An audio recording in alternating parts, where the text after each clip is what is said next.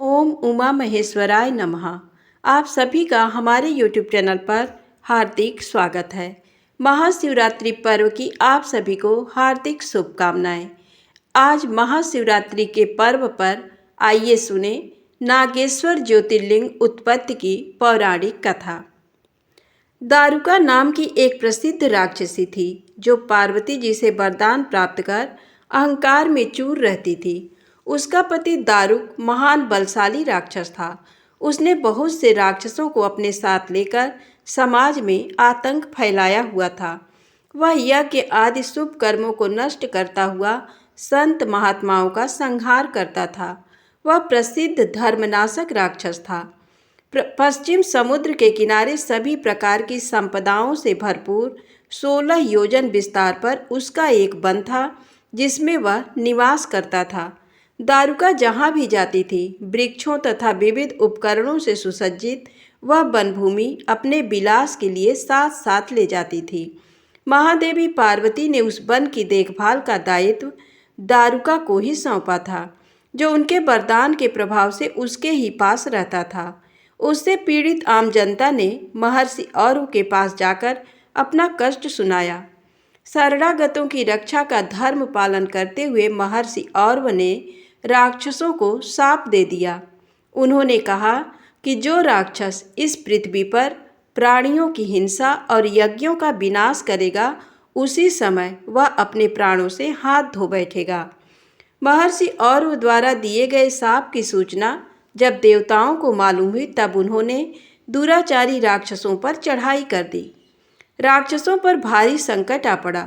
यदि वे युद्ध में देवताओं को मारते हैं तो शाप के कारण स्वयं मर जाएंगे, और यदि उन्हें नहीं मारते हैं तो पराजित होकर स्वयं भूखों मर जाएंगे।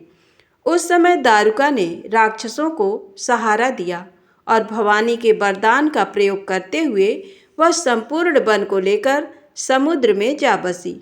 इस प्रकार राक्षसों ने धरती को छोड़ दिया और निर्भयतापूर्वक समुद्र में निवास करते हुए वहाँ भी प्राणियों को सताने लगे। एक बार धर्मात्मा और सदाचारी सुप्रिय नामक शिव भक्त वैश्य था। जब वह नौका पर सवार होकर समुद्र में जलमार्ग से कहीं जा रहा था, उस समय दारुक नामक एक भयंकर बलशाली राक्षस ने उस पर आक्रमण कर दिया। राक्षस दारुक ने सभी लोगों सहित सुप्री का अपहरण कर लिया और अपनी पुरी में ले जाकर उसे बंदी बना लिया। चूँकि सुप्री शिव जी का अनन्य भक्त थे, इसलिए वह हमेशा शिव जी की आराधना में तन्मय से लगे रहते थे। कारागार में भी उनकी आराधना बंद नहीं हुई और उन्होंने अपने अन्य साथियों को भी शिव जी की आराधना के प्रति जागरूक कर दिया। वे सभी शिव भक्त बन गए। कारागार में शिव भक्ति का ही बोलबाला हो गया।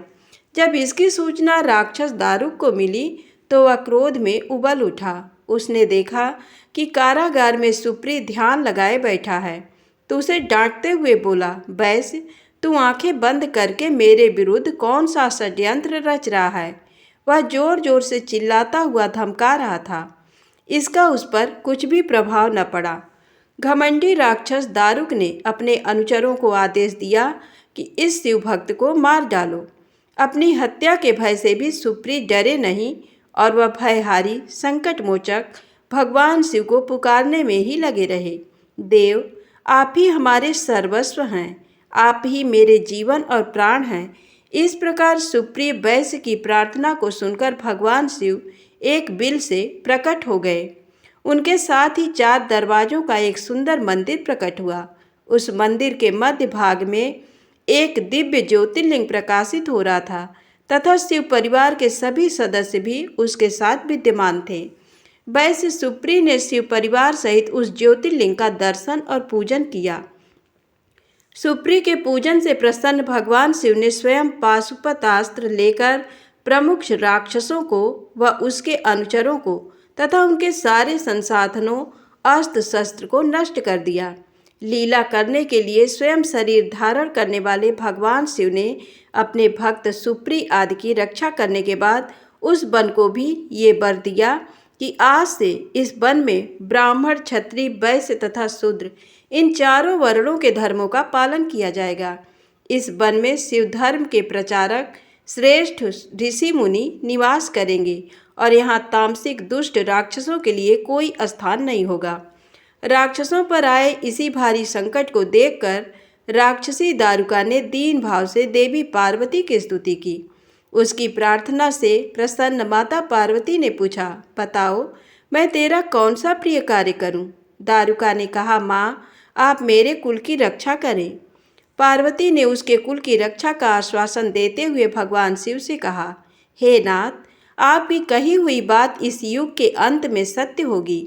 तब तक ये तामसिक सृष्टि भी चलती रहे, ऐसा मेरा विचार है। माता पार्वती शिव से आग्रह करती हुई बोली कि मैं भी आपके आश्रय में रहने वाली हूँ, आपकी ही हूँ, इसलिए मेरे द्वारा दिए गए वचन को भी आप प्रमाणित करें। ये राक्षसी दारुका राक्षसियों में बलिष्ठ मेरी ही शक्ति तथा देवी है, इसलिए ये राक्षसों के राज्य का शासन करेगी। ये राक्षसों की पत्नियां अपने राक्षस पुत्रों को पैदा करेंगी जो मिलजुल कर इस वन में निवास करेंगे, ऐसा मेरा विचार है। माता पार्वती के उक्त प्रकार के आग्रह को सुनकर भगवान शिव ने उनसे कहा, प्रिय तुम मेरी भी बात सुनो। मैं भक्तों का पालन तथा उनकी सुरक्षा के लिए प्रसन्नतापूर्वक इस वन में निवास करूँगा। जो मनुष्य वर्णाश्रम धर्म का पालन करते हुए श्रद्धा भक्ति पूर्वक मेरा दर्शन करेगा वह चक्रवर्ती राजा बनेगा।